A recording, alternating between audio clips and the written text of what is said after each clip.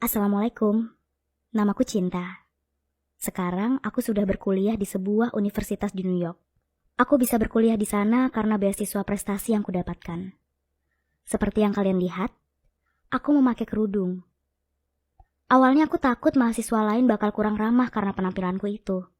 Tapi ternyata aku salah. Mereka semua ramah. Bahkan, tidak jarang mereka mengajakku berdiskusi tentang Islam. Aku senang berbagi ilmu dengan mereka. Di luar jam kuliah, aku tidak bisa langsung istirahat karena harus bekerja sebagai kasir di sebuah restoran fast food. Tentu saja aku wajib bekerja, sebab aku tinggal sendirian di New York. Aku mesti menghidupi diriku sendiri. Karena pekerjaanku itu, hampir setiap hari aku baru pulang setelah larut malam. Berjalan kaki sendirian di malam hari sebenarnya menakutkan. Karena aku tahu, orang-orang di luar lingkungan kampusku tidak terlalu ramah perihal statusku sebagai perempuan muslim yang memakai jilbab. Benar saja, suatu malam, saat aku sedang berjalan sepulang kerja, aku melewati segerombolan laki-laki yang sedang duduk-duduk di pinggir jalan. Kelihatannya mereka mabuk. Aku coba tidak memperhatikan mereka, lalu berjalan cepat sambil menundukkan kepala. Beberapa dari mereka menggodaku. Bahkan, ada yang terang-terangan memintaku mampir ke kamarnya untuk melihat meriam raksasa miliknya. Kalian pasti tahulah apa yang dia maksud. Aku berusaha tidak memedulikannya. Tapi, mendadak salah satu dari mereka menggenggam tanganku. Aku kaget dan coba melepaskan diri. Aku kira dia hendak memperkosaku. Tapi wajah pria itu terlihat marah. Lalu, dia membentak tepat di depan wajahku, mengatakan betapa dia membenci kami para muslim dan menganggap kami semua adalah teroris. Aku tersinggung, tapi demi keselamatanku, aku langsung melepaskan diri dan buru-buru berlari pulang. Sesampainya di kamar, aku langsung menceritakan pengalaman mengejutkan itu di sebuah grup Facebook, khusus orang-orang muslim Indonesia yang tinggal di Amerika.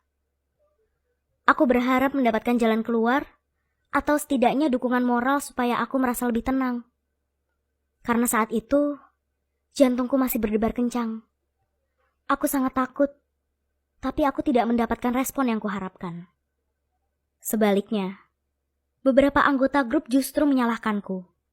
Ada yang mengatakan kalau tidak seharusnya perempuan sepertiku keluar sendirian di malam hari. Katanya, wajar saja itu terjadi padaku. Aku syok. Bagaimana bisa mereka malah menyalahkanku? Aku hanya korban. Bukannya mendapat dukungan moral, aku malah semakin sedih membaca komentar-komentar mereka. Sampai ada satu komentar positif yang mengatakan bahwa semua itu bukan salahku. Dan perbuatan para pria tadi tidak bisa dibenarkan. Komentar itu datang dari akun seorang pria bernama Wahyu Aji. Aku buka profilnya, dan dia kelihatannya adalah pria baik dengan wajah yang lumayan manis. Sejak itu kami mulai sering berkomunikasi lewat pesan Facebook, kemudian melalui chat. Setelah sekitar seminggu, kami memutuskan bertemu secara langsung. Aku dan Wahyu bertemu di sebuah kafe. Sosoknya seperti dugaanku, kelihatan baik dan manis. Badannya kurus seperti belum akil balik, tapi secara keseluruhan, dia adalah pria yang menarik. Kami menghabiskan hari itu mengobrol berdua, menceritakan suka duka tinggal di Amerika. Akhirnya, aku menemukan orang yang nyaman diajak berbicara. Dan bisa jadi, tempat menumpahkan semua keluh kesahku tanpa harus merasa takut dihakimi. Setelah malam tiba, kami berjalan pulang berdua. Di tengah jalan, kami bertemu lagi dengan segerombolan pria yang dulu menggangguku. Mereka mengingat wajahku dan langsung mendatangiku. Tapi kali ini ada Wahyu. Dia pasang badan dan melindungiku. Dia tidak takut walau orang-orang itu mengancam akan menghajarnya. Wahyu tetap berdiri melindungiku. Bahkan, ketika salah satu dari mereka mulai melayangkan tinju tepat ke wajahnya, Wahyu tidak gentar. Akhirnya, para pria itu mulai memukuli Wahyu sampai babak belur. Aku tidak bisa berbuat apa-apa kecuali berteriak minta tolong. Beruntung, ada yang mendengar teriakanku dan mendatangi kami, lalu mengusir para pemabuk itu. Wahyu terbaring di jalanan dengan kondisi babak belur. Aku membawanya ke rumah untuk mengobati luka-lukanya. Di situ, aku mulai merasakan debaran yang kuat di dadaku. Aku yakin, aku jatuh cinta pada Wahyu. Begitu juga sebaliknya. Beberapa hari kemudian, kami resmi berpacaran. Setelah sekitar 3 bulan berpacaran, aku dikejutkan oleh kedatangan Wahyu di suatu malam. Dia membawa sekelompok band yang memainkan lagu romantis di depan apartemenku. Lalu dia berlutut, memberikan bunga dan sebuah cincin. Dia memintaku untuk menjadi istrinya. Tentu saja aku mau. Akhirnya, kami sepakat akan menikah begitu aku menyelesaikan kuliahku. Aku pikir, akhirnya ceritaku akan berakhir bahagia. Tapi sejak saat itu, aku mulai menemukan adanya keanehan pada diri Wahyu.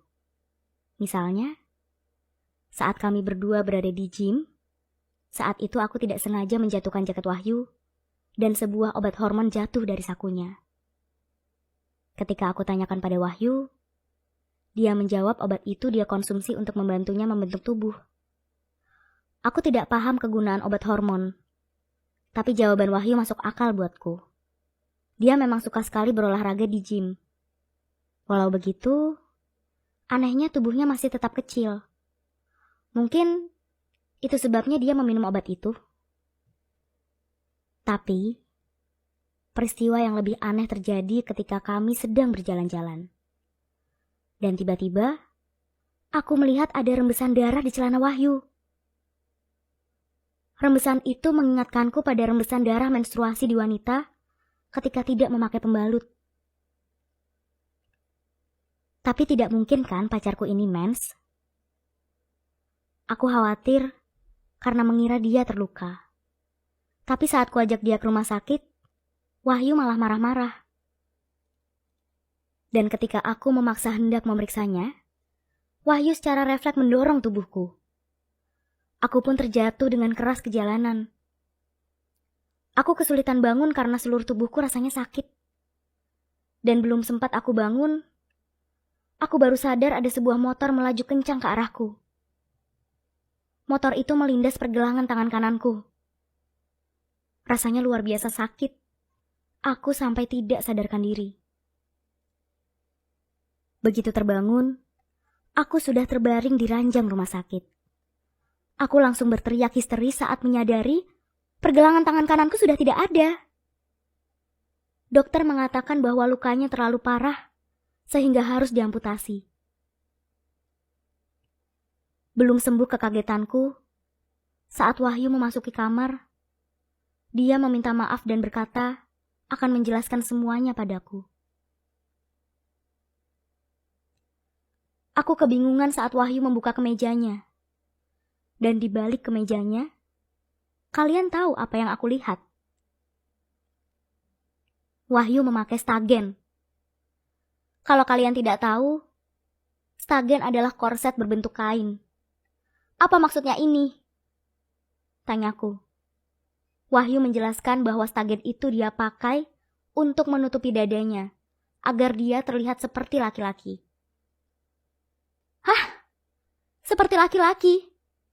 Maksudnya apa? Aku masih belum sepenuhnya memahami apa yang coba dijelaskan Wahyu. Wahyu mengakui semuanya.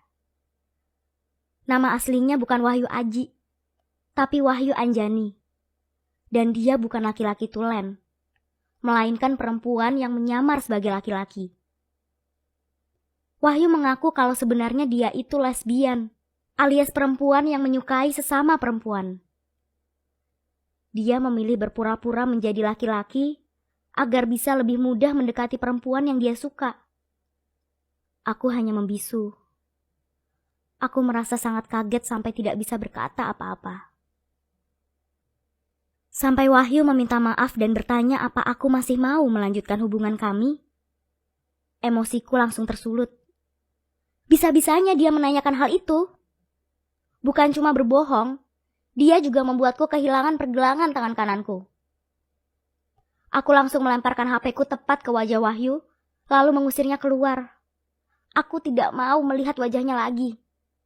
Kalau kalian bertanya apakah aku masih mencintai Wahyu, jawabannya masih. Aku sangat mencintai dia. Belum pernah aku merasa cinta sebesar ini pada orang lain. Tapi perbuatannya padaku sudah kelewatan. Aku sudah tidak lagi berkomunikasi dengan Wahyu. Dan sekarang, yang bisa aku lakukan hanyalah berdoa kepada Allah agar diberikan jalan keluar dan jodoh yang terbaik. Tolong doakan aku juga ya teman-teman. Terima kasih sudah mendengarkan ceritaku. Wassalamualaikum.